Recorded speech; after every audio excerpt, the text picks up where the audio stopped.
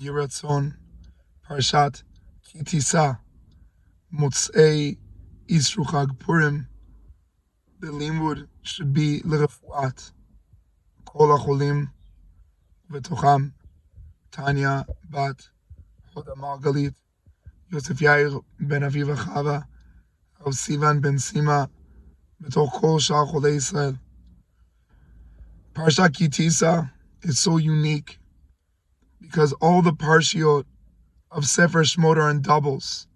Shmot and Va'era are dealing with exile. Bo and Beshalach are dealing with redemption. Yitro and Mishpatim are dealing with Ma'amad Har Sinai. Truma Tetzav are dealing with the command on the Mishkan. Vayakel Pikude is in the building of the Mishkan. Kitisa stands alone, all by itself. And obviously Kitisa, the center of what Kitisa is dealing with, is the most lonely moment Am Yisrael have ever experienced, where they were so close to having such a beautiful relationship, and it all shattered in that one moment, and that it was an anticipated moment. And so what do we do with Chet HaEgel? And I think that if we learn about Chet HaEgel, it stands in between two things that we deal with in Sefer Shmot. Sefer Shmot deals with Ma'amad Har Sinai. And then after, there's the idea of the Mishkan. And in between, we have the story of Chet HaEgel. And what's interesting is that we view Har Sinai as the center, most significant moment of Jewish history. Like we'll learn in the Kuzari, that it was a moment that everyone was able to experience God's revelation. And we see that as the climax. And the Mishkan is so much more quiet. Ma'amad Har Sinai, there's kolot, there's brakim, there's a direct appearance of Hashem. In the Mishkan, there's a lot of cows, a lot of sheep, a lot of, korbanot. And Hashem is all the way inside Kodesh Kodashim. You never see it, you never hear it. And Chet HaEgel is right in between. And I think that if we could look at it maybe a little bit differently, Chet HaEgel might be saying that we forgot that Ma'amad Har Sinai was meant to be a moment. It was not meant to be lasting. And this is the constant tension that we're dealing with, the difference between a moment and the need to love things that are forever. And we get really excited about things that are momentary, like Har Sinai. But things that are forever lasting, we lose our patience. We don't have the confidence. We don't have the reassurance, the deep, innate belief that this is true happiness, and we abandon the things that are forever. The story of Chet HaEgel was that we were dependent on the moment, we were dependent on the inspiration. They couldn't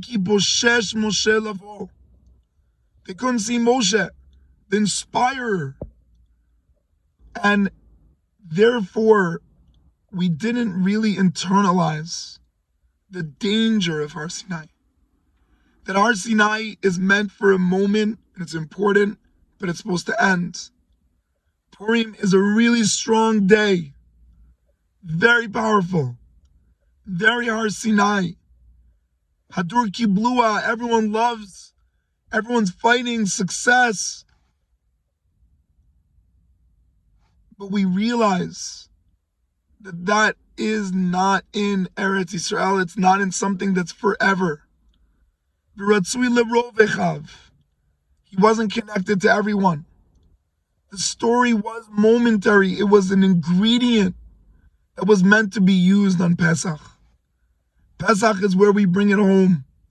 It's not as inspiring. There's a lot more work, a lot more cleaning, Baruch Hashem, and everyone starts early, probably a month ago. Right? The Zrizim Makdimim LeMitzvot. 2 months before Pesach, we start cleaning.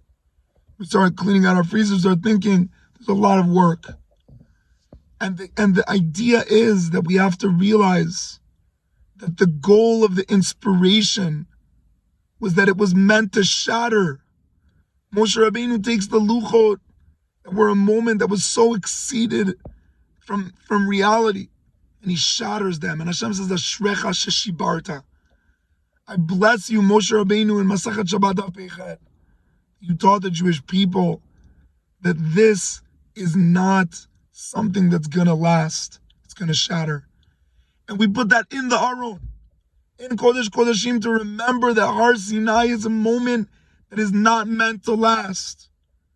Because if that moment lasts, there's no choice, there's no character, and there's no real involvement. We should all be zocheh in the transition from Purim that we gave ourselves Ma'amad Har Sinai, to be able to break it a little bit and realize that now we're excited to let go of the inspiration and recognize the opportunity of the effort, the opportunity of the work, the opportunity of the responsibility. And that, Bezrat Hashem, should be the Shivrei Luchot that remind us on a daily basis that this was not meant to last. It was meant to be an ingredient, it was meant to be a spark, but it is not the bonfire, and it is not forever.